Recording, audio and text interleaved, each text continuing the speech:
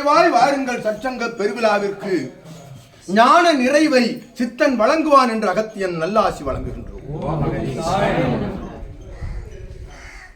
சித்தனை தாங்கிய சீடர்களுக்குள் இறையை அமர வைத்து உரையாட வைக்கும் ஆதி இறை சூட்சமன் நூல் பெற்ற சிவதடம் இது ஒன்றே என்று அகத்தியன் உரைக்கின்றோம். ஆற்றல் மெளிர்ந்திருக்கும் சிவசபையிலே சித்த சிவ மகா வாழை சித்தன் என்னும் வாழும் குருவின் ஆற்றலுக்குள் நுழைந்து நிற்பவன், அவனுக்குள் சரங்கண்டு நிற்பவனுக்குள் அவன் புகுந்து அற்புதமான இறை உரையாடல் உரையாற்றும் தலம் இதுவென்று அகத்தியன் உரைக்கும். அத்தலத்தில் தவம் காண்பது அரிதிலும் அரிது, இத்தலம் வந்து சேர்வது அரிதிலும் அரிது. இத்தலமதில் நடைபெறும் சச்சங்க பெருவிழாவில் நின்று இறையை காண்பது அரிதிலும் அரிது. அந்நிலையை எளிதாக வழங்குகின்ற சிவ சபை ஆசானை காண்பது எளிதென்று உரைக்கின்றோம். எளிமையின் அடக்கமாய் வலிமையின் பிறப்பிடமாய் அமர்ந்திருக்கும் திரு கைலாய வைகுண்ட தலமதில் வந்தமர்வோர் யாவரும் இறைதடத்தில் அமர்கின்றார்கள். சென்று அவரவர்கள் இல்லத்தில் அமர்கின்ற பொழுதும் இறைதடமாய் மாறி நிற்கும் இல்லம் இச்சரணாகதி நிலையோடு சென்று அமர்பவர்களுக்கு என்று அகத்தியன் உரைக்கிறோம். துவங்கட்டும் உமது பிரசுரம் பிரசங்கம். ஓம்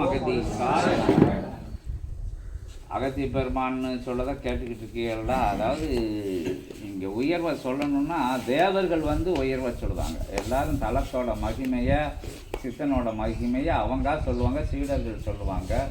இங்கே தேவர்களும் சித்தர்களும் வந்து இந்த தலத்தோட சித்தனோட ஆற்றலை சிவசூட்சமத்தை சொல்லி வாழ்த்தி நிற்கக்கூடிய இடம், பணி செய்யக்கூடிய இடம். அப்போ வந்து அகத்திய பெருமான் தான் உள்ள, உங்களுக்கு எப்படி தெரியுமா என்னன்னு தெரியல, அகத்திய பெருமான் தான் எல்லா பணிவிடையும் உள்ள செஞ்சார்.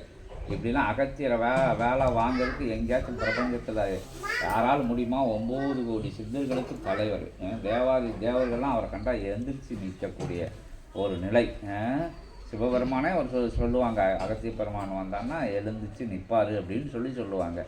அப்படி ஆள் இங்கே பணி செய்யணும்னா அப்போ வந்து இது எதுக்காக செய்கிறாங்கன்னா யுகம் மாற்றத்துக்காக, எல்லாரும் மாறணும் அப்படிங்கிற இதை இறைவன் வந்து பிரதானமாக வச்சு உட்கார்ந்துருக்கனால இங்கே சித்தர்கள் தேவர்கள்லாம் அகத்திய பெருமானோட தலைமையில் பணி செய்யக்கூடிய அற்புதமான தலம் இது. இங்கே வந்து இன்னும் ரொம்ப ரொம்ப சொல்லிக்கிட்டே போனால் அதை நீங்கள் ஏற்றுக்கொள்ளாத முடியாத நிலை வரும். அதனால் கொஞ்சம் கொஞ்சமாக சித்தர்கள் இந்த இடத்தோட மகிமையை பற்றி சொல்லியிருக்காங்க. இப்போ இறை அவதாரம் அப்படின்னு சொன்னான்னா இங்கே ஏற்றுக்கிட முடியாது. ஏன்னா அவ்வளோ புண்ணியங்கள் யார்கிட்டையும் கிடையாது, மனுஷங்க கிட்ட கிடையாது.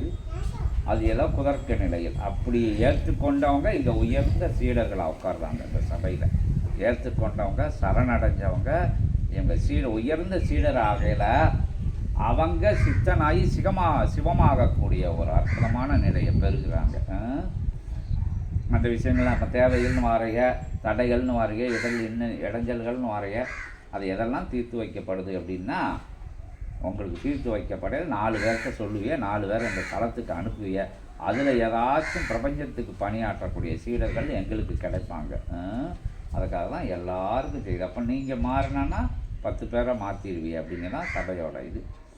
மாறாமல் அப்போ காலையில் சொன்னோம்ல, மாறாமல் இங்கே வந்து பிரயோஜனம் கிடையாது. மாறாமல் இங்கே அனுகிரகங்கள் கொடுக்கவே மாட்டாங்க. பாவம்னு 1 2 கொடுப்பாங்க, மாறிடுவான் அப்படின்னு நம்பிக்கையில் கொடுப்பாங்க.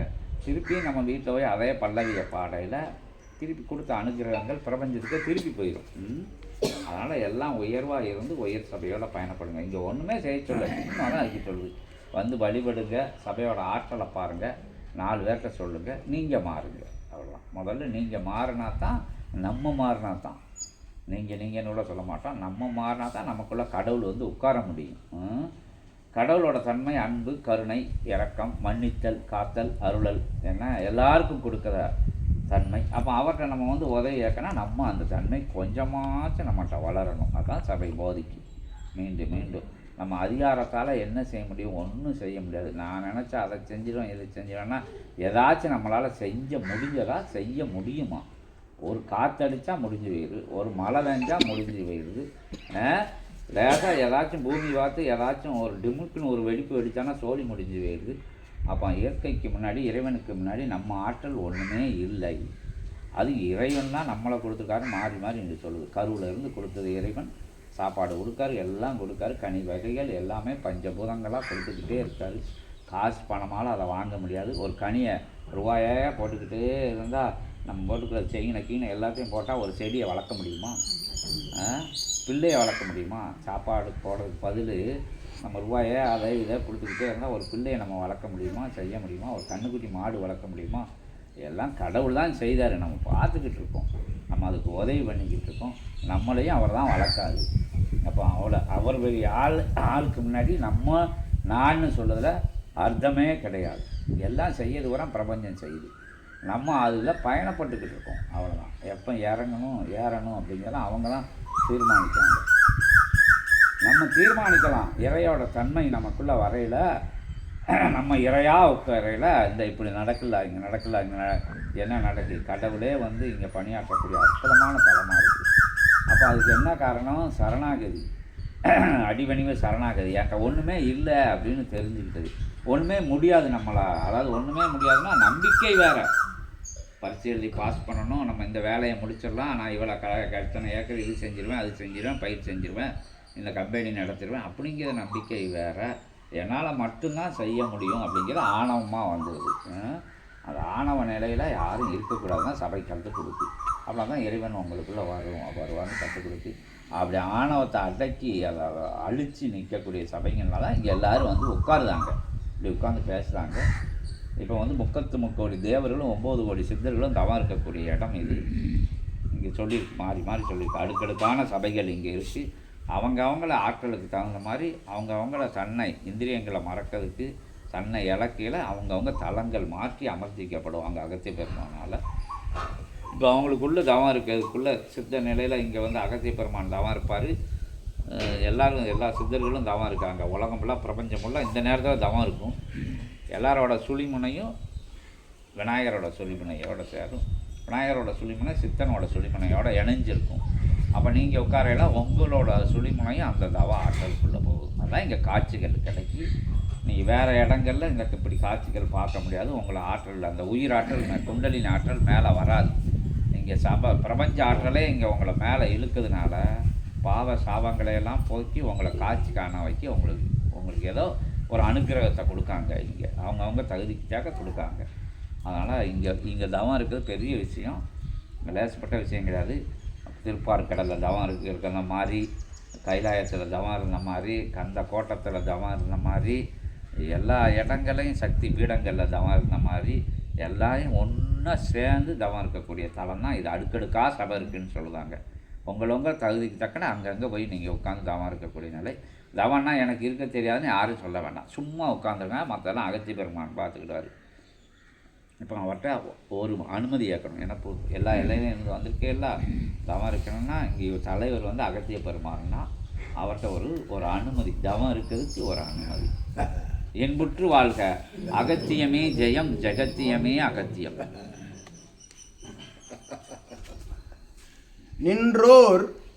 நின்றோர் ஓர் நிலையாய் நின்றோருக்குள் நிற்போர் காண்பது அப்போர் அகன்ற நல் ஞான புரிதல் நிலையாய் ஆழ்தவம் காணும் ஆழ்நிலை சிவதவம் காணும் சிவ சபைதனிலே நின்றோர் ஒரு நிலையாய் அமர்ந்து அற்புதமாய் சித்தனோடு சபைதனை வளம் வந்து பிரபஞ்ச மகா நிலைதனை வளம் வந்து மும்மூர்த்திகள் முப்பெரும் தேவியர்களோடு மும்முறை வளம் வந்து பிரபஞ்ச மகா தேவர்களோடு கணங்களோடு சித்தர்களோடு வளம் வந்து அவர்களோடு தவம் காண அருள்நிலை நிலைதனை வினவும் சித்தனே வழங்கினோம் அனுமதி.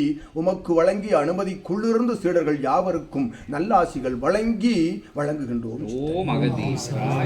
ஏற்றமுற உயர் சபையை சிவமகா வாழை சித்த சபையாக அகத்தியன் சபையை அகத்திய சிவமகா வாழை சித்த சபையாக பிரபஞ்ச மகா சபையாக மாற்றிய சித்தனே, நீ உன் நிலை உயர்ந்து உன் நிலை என்பது பிரபஞ்சம் அதிலே உயர்ந்து நிற்கின்றது. உன் நாம வழிகள் ஆங்காங்கு பறந்து நிற்கின்றன, விரிந்து நிற்கின்றன என்ற அருள்நிலை அகமகிழ்வோடு அகத்திய நல்லாசிவன். ஓம் அகதீசாய நமக. பூஜை நிலைகளை தளர்த்திய நிலை, பூஜைகளோடு கலந்த நிலை, அது பிரபஞ்ச மகா பூஜைகளோடு கலந்த நிலையாக யாம் வடித்து வார்த்தெடுத்த சபைதனிலே அற்புத பூஜை கண்டவனே, சிவபூஜை கொண்டவனே வாழ்த்துகின்றோம்.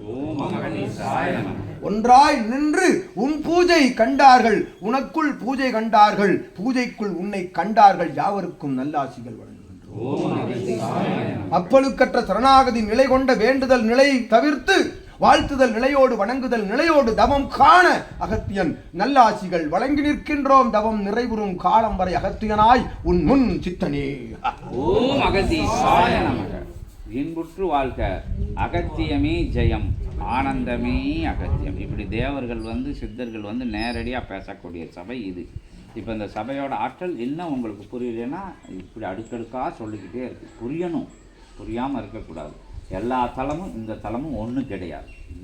அந்த கோயிலுக்கு போனால் இந்த கோயிலுக்கு போனால் வைரம் வைடூரியம் எல்லா விஷயங்களும் போட்டிருக்காங்க. இங்கே இப்படி அன்னதானம் நடக்கு, அப்படி அன்னதானம் நடக்கு, இங்கே இவ்வளோ கோட்டை கட்டியிருக்காங்க, கோபுரங்கள் கட்டியிருக்காங்க, அவ்வளோ உயரம் இருக்குது, இவ்வளோ உயரம் இருக்குன்னா இங்கே ஒதுக்கி வச்சிடணும். இங்கே எல்லா கோட்டை கோபுரங்கள் எல்லாம் சேர்ந்து எளிமையாக உட்காந்துருக்கு.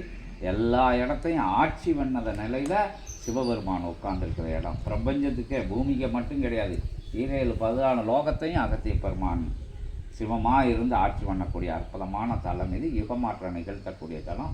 அந்த இடத்துல உட்கார்ந்துருக்கேன்னு முதல்ல அந்த சபைக்கு சித்தனுக்கு இங்கே நடக்கிற சூட்சமத்துக்கு மரியாதை கொடுக்கணும் அப்படிங்கிறது கட்டாயம். இல்லைன்னா கூட மரியாதை அப்படிங்கிறது மனசுக்குள்ளே இருந்தால் தான், இங்கே சரணாகதி இருந்தால் தான் இங்கே சித்தனோட ஆற்றல் உள் புகணும்ல, சிவசூட்சமாக உங்களுக்குள்ளே போகணும்ல. அது சும்மா உட்காந்துருங்க போதும், உங்களுக்குள்ளே எல்லாம் அவங்க பார்த்துக்குறாங்க, சித்தர்கள் பார்த்துக்குவாங்க. வேண்டுதல் இங்கே வைக்கக்கூடாது.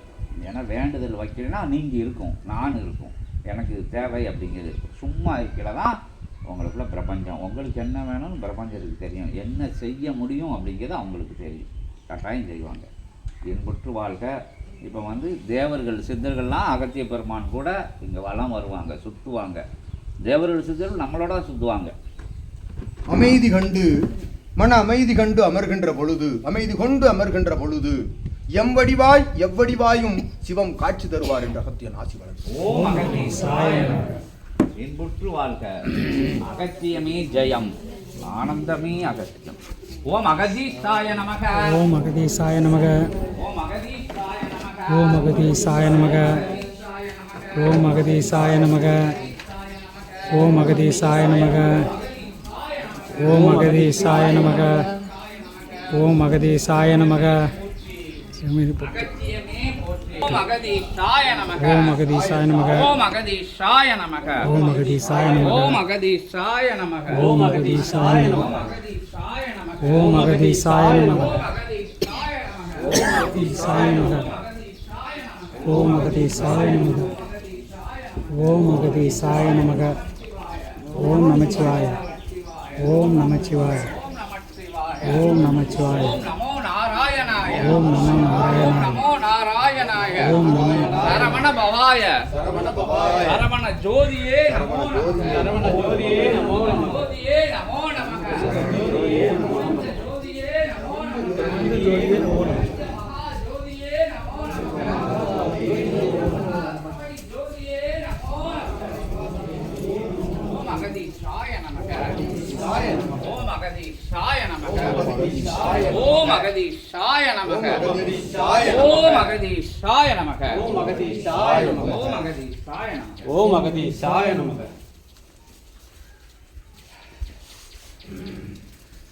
ஓம்